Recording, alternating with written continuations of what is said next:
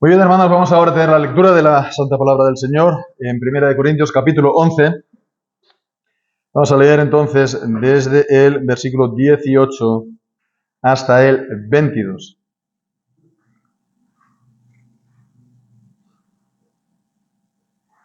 Y dice así la palabra del Señor: porque primeramente, cuando os reunís como iglesia, oigo que hay entre vosotros disensiones, y en parte lo creo, porque también es necesario que haya entre vosotros bandos, para que los que son aprobados se manifiesten entre vosotros. Cuando pues os reunís en uno, esto no es comer la cena del Señor, porque cuando coméis juntos, cada uno toma antes su propia cena. Y uno tiene hambre y otro se embriaga. ¿Pues qué? ¿No tenéis casas para comer y beber? ¿O menospreciáis la iglesia de Dios y avergonzáis a los que no tienen? ¿Qué os diré? Os alabaré. En esto no os alabo. Amén. El Señor bendiga su santa palabra. La semana pasada estuvimos viendo la corrección que hizo Pablo a los corintios en cuanto al tema del cubrimiento de la mujer en el culto. Algo que, al final, a lo último, vimos que pareciera como que dejaba la cuestión abierta cuando dice, juzgad por vosotros mismos, juzgad por vosotros mismos, es apropiado que la mujer ore a Dios con la cabeza no cubierta. Y entonces, a lo último, en el versículo 16 dice: si alguno quiere ser contencioso, nosotros no tenemos tal costumbre ni la iglesia de Dios. Y bueno, esto era una manera también de entenderlo, ¿no? Dejar la cuestión abierta al juicio de ellos, aunque también, por otra parte, se podía entender como diciendo que nosotros no tenemos tal costumbre, ni las iglesias de Dios, en que, haciendo referencia a que las mujeres oren con la cabeza descubierta. Entonces, de esa manera, él ya habría decidido la cuestión. Y algo parecido también ocurre con el versículo 18, cuando dice: al daros estas instrucciones no os alabo. Bueno, había dado una alabanza, sí, en el versículo 2, aunque seguida una corrección. Continúa entonces Pablo con la corrección. Pero ¿por qué digo esto de esta manera? Aquí hay esta posible dos maneras de entenderlo. Porque esta expresión, al daros estas instrucciones, literalmente es al ordenaros esto, o al instruiros esto. Y entonces esto se puede entender, por lo tanto para lo que venía antes como para lo que sigue, ¿no? Ordenando esto, habiendo ordenado esto, pues ahora, dice, no os alabo en lo que sigue. Bueno, pues entonces, si eso es así, entonces el apóstol está aquí, había ordenado, ¿no? Había dado unas instrucciones con autoridad apostólica en cuanto al tema del cubrimiento de la mujer, pero como ya lo hemos tratado suficientemente, no creo que haga falta, entrar otra vez a considerarlo. Entonces dice que no para lo mejor, sino para lo peor os reunís. Y esto es una cosa realmente a tener en cuenta, ¿no? Cuando los cristianos nos reunimos como iglesia, una reunión oficial de la iglesia, ha de ser para lo mejor. Porque las reuniones de la iglesia se hacen en adoración del Señor. Se hacen para el honor y para la gloria de Dios. Todo en nuestra vida lo tenemos que hacer para la gloria de Dios. Si lo comemos, si bebemos, cualquier otra cosa que decimos, todo ha de ser para la gloria de Dios. Pero una cosa son también las cosas de esta vida, ¿no?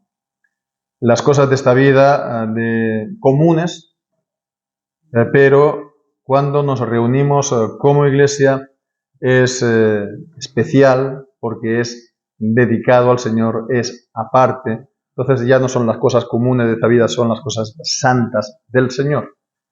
Entonces, como son las cosas santas del Señor, lo que se espera, ¿no?, es que los cristianos demos lo mejor, ¿no?, en la adoración, para que nuestro culto, que es un culto espiritual, ¿no?, que es los sacrificios espirituales a Dios, que es el objeto de nuestro culto racional, como dice Romanos 12, pues entonces sea lo mejor, para que sea agradable a Dios.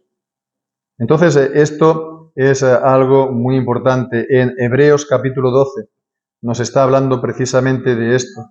Nos está hablando al final de este capítulo de que demos al Señor un culto que sea digno de Él.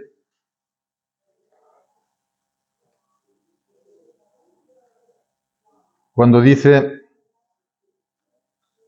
en el versículo 28, así que recibiendo el reino inamovible, retengamos la gracia por la cual sirvamos a Dios agradándole con temor y reverencia. Es entonces servir a Dios agradándole, servir a Dios de modo que Él se agrade de ese culto. ¿De qué modo? Pues dice, con temor y con reverencia. Temor y reverencia. El contexto de Hebreos 12 es el contexto del culto a Dios. También en 1 Corintios, eso ya pues vendrá posteriormente, cuando habla también de las regulaciones que hace Pablo en cuanto al culto, también da el otro principio de que todas las cosas se tienen que hacer decentemente y con orden. En 1 Corintios capítulo 14, versículo 40. Hágase todo decentemente y con orden. Decentemente, con orden, con temor, con reverencia. Y también vemos que es la voluntad del Señor que le demos un culto en espíritu y en verdad. El Señor es lo que está buscando. Está buscando tales adoradores. Adoradores que le den ese culto que es, por un lado, pues en espíritu, por otro lado en verdad, un culto sincero, ¿no?, genuino del corazón. No es como el culto hipócrita que denuncia Isaías, ¿no?, del pueblo que se acerca y que me confiesa de boca, pero su corazón está lejos de mí. Entonces ha de ser un culto en espíritu, pero también en verdad, ¿no? Por supuesto, ha de ser verdad de nosotros, pero conforme también a la verdad de la palabra del Señor. Es la regla perfecta para el culto a Dios. Entonces vemos, ¿no?, que eso es lo que se espera de la Iglesia. Eso era lo que se esperaba de los corintios y lo que también se espera de nosotros. Que tengamos eso siempre pues presente cuando vayamos a la iglesia. Ya sea para una reunión entre semana o sobre todo en el día del Señor, en los cultos, ya sea de la mañana o ya sea de la tarde. Hacerlo todo para la gloria de Dios. Pero tristemente dice que no era así, porque incluso dice que para lo peor os reunís. Para lo peor, hemos leído bien. Porque la corrupción de lo mejor es lo peor. Aunque, bueno, seguro a los corintios no le parecía eso así, no le parecía que estaban pues cometiendo unas cosas muy graves, ¿no?, pecados muy enormes. Lo cierto es que era así. Lo que hacían era reunirse para lo peor. ¿Por qué? Porque no estaban dando el culto como es debido, que es lo mejor. ¿Y por qué esto? Pues entonces vemos que ya va a hablar, sí, de la cena del Señor. Pero fijémonos cómo lo introduce en el versículo 18 primeramente, porque lo primero, ¿no? Me parecería que aquí el apóstol va a dar aquí una serie, lo primero, lo segundo, lo tercero, lo cuarto, pero aquí solamente se queda en lo primero y ya está, ¿no? Estas son las cosas a las que nos tiene acostumbrado el apóstol Pablo cuando escribe. Que él, pues, bueno, es un escritor que él, bueno, para empezar es un escritor inspirado por el Espíritu Santo, pero también aquí se deja ver su carácter, ¿no? Su personalidad, de que era alguien con mucha iniciativa y con mucha pasión cuando él está escribiendo. Entonces, primeramente dice, lo primero, cuando os reunís como iglesia. Y esto es importante, porque esto es lo que marca la diferencia. No es un encuentro entre cristianos más. Los cristianos podemos quedar a hacer una excursión. Podemos, a lo mejor, pues, hacer un acto, determinado. Podemos quedar con hermanos a salir, ir por aquí.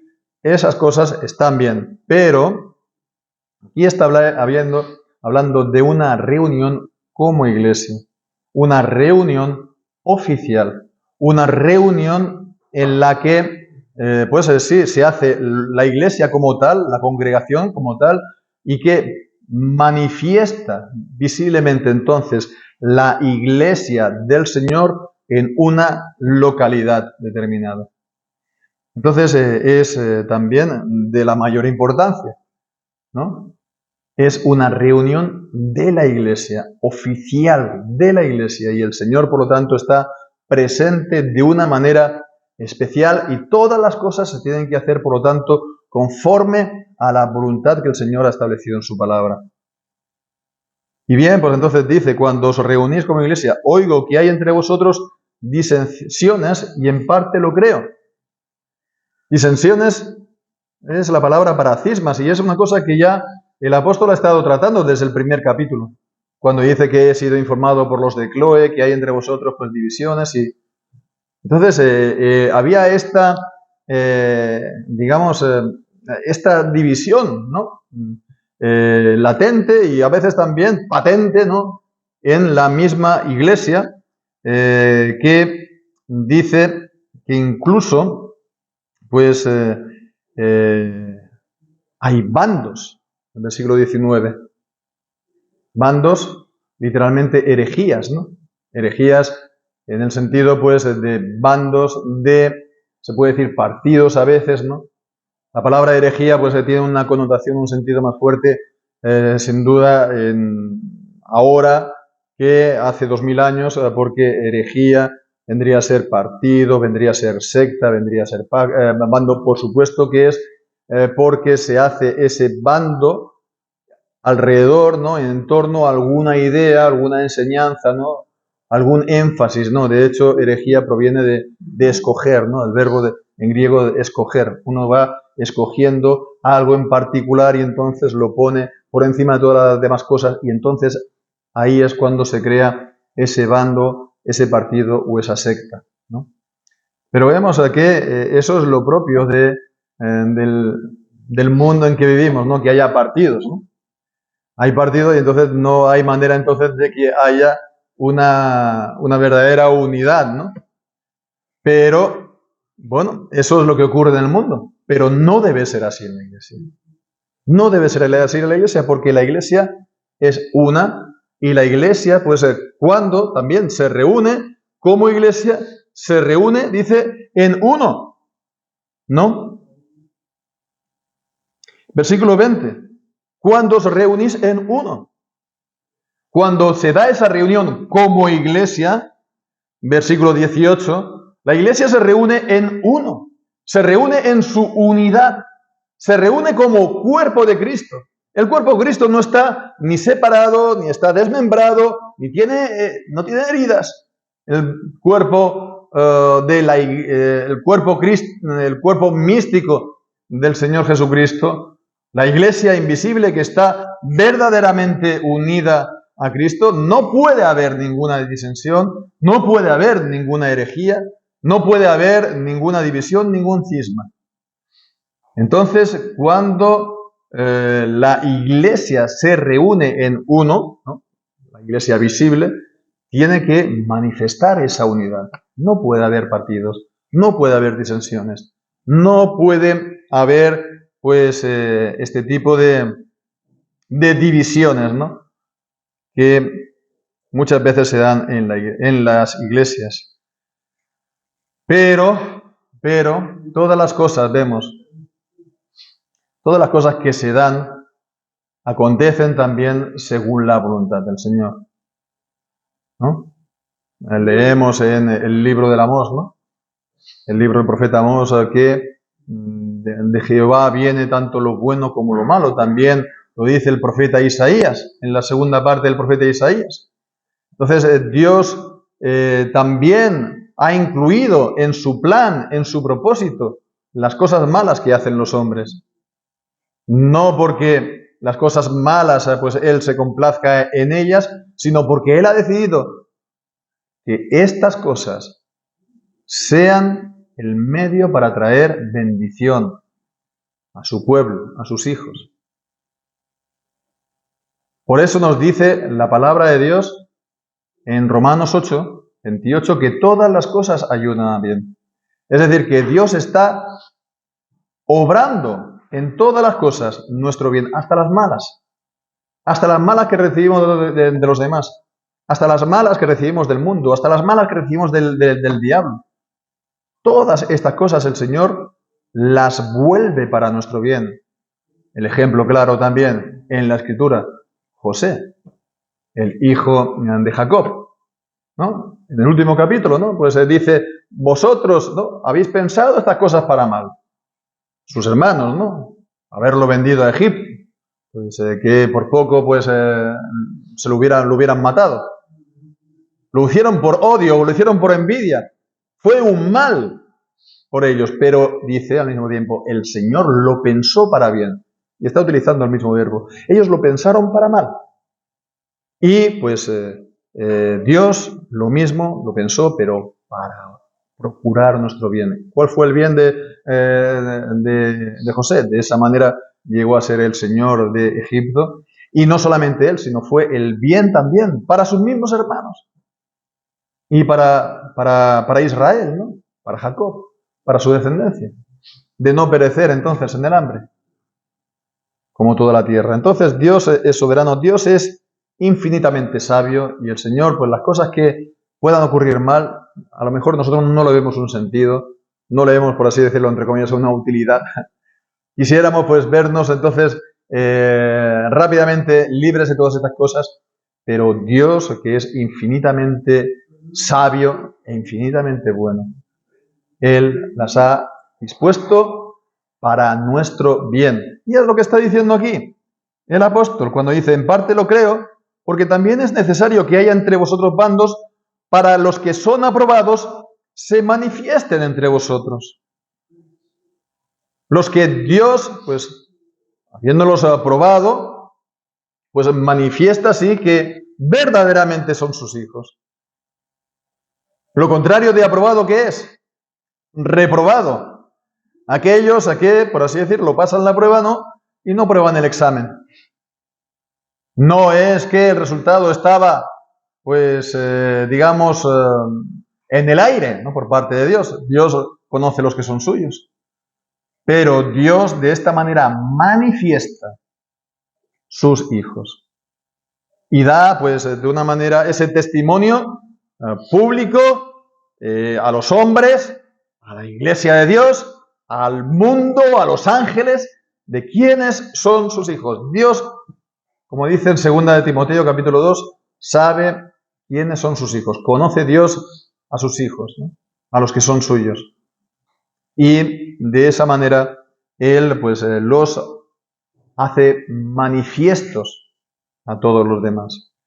Entonces, bueno, cuando ocurren este tipo de cosas, por supuesto nos podemos lamentar por una parte, pero por otra parte hemos de pensar, Dios tiene propósitos buenos hasta en estas cosas. hasta en estas cosas. Bien, pues entonces cuando llegamos al versículo 20 dice, cuando os reunís en uno. Esto no es comer la cena del Señor. Lo que está diciendo, por lo tanto, vosotros os reunís para lo peor, ¿no? Hay esas disensiones, hay esas divisiones, ¿no? ¿Y en qué se manifiesta? Pues en la cena del Señor, en la cena del Señor, en el sacramento de la cena del Señor que el Señor instituyó.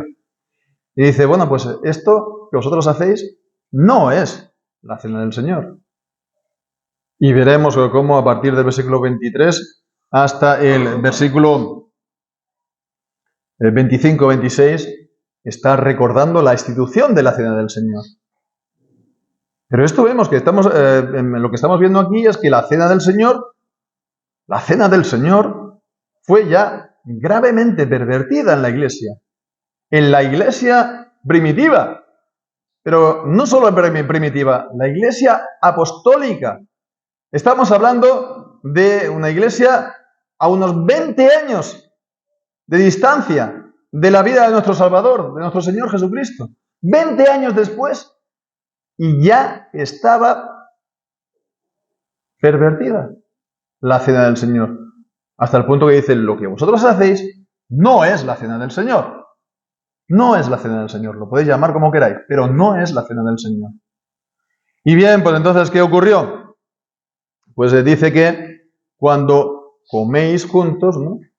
Cuando coméis juntos, habían estas reuniones como iglesia, estas reuniones en uno, pero también entonces habían comidas fraternales, también se les conoce a veces como ágapes, comidas de amor, ¿no? Bueno, expresiones de amor, ágape simplemente es la palabra para amor. Y bien, pues entonces, comidas fraternales, comidas ágapes, ¿no? De esta manera, pues, se acrecienta la comunión, se tiene, pues, un tiempo agradable, como dice el Salmo, pues, mirad cuán bueno y cuán delicioso es morar los hermanos juntos en uno, dice la palabra.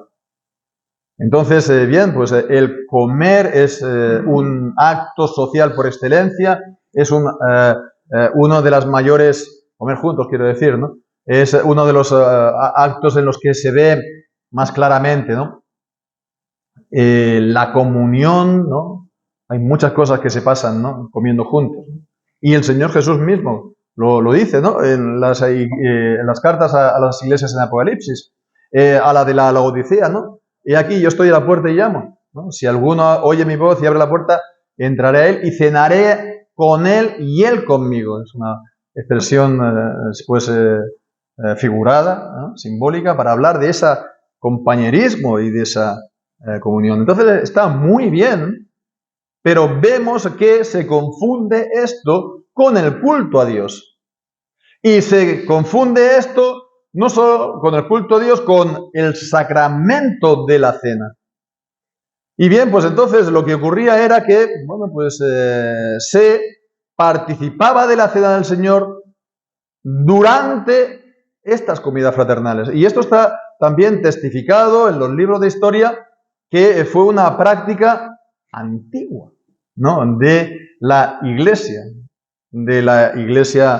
pues eso, antigua, de los padres, ¿no? También del tiempo de los apóstoles. Pero no era bíblica.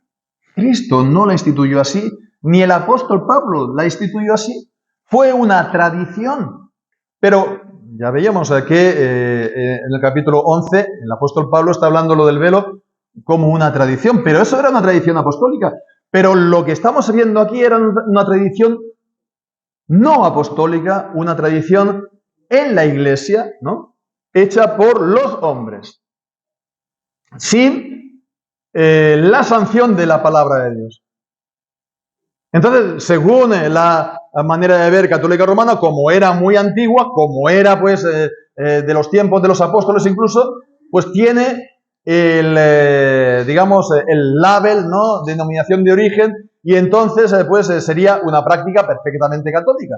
Pero vemos que entonces el argumento de la antigüedad no es válido. Como tampoco el argumento del consenso, si lo hacía la iglesia de Corinto y la de Roma y la de Jerusalén, etcétera, etcétera, si la hicieran todas ellas, estarían todas ellas equivocadas. Porque no era una práctica instituida por el Señor Jesucristo, ni por el apóstol Pablo, ni el resto de los apóstoles. Y sí, no podemos decir que era una práctica universal, pero sí que era muy extendida. En los libros de historia de los primeros tiempos se hacía esto, que durante esta cena como fraternal se distribuían también los elementos, el pan y la copa. Y bueno, pues ocurrió que esto fue así hasta que hubo un concilio, ahora la fecha no lo sé, es el de Cartago que lo prohibió.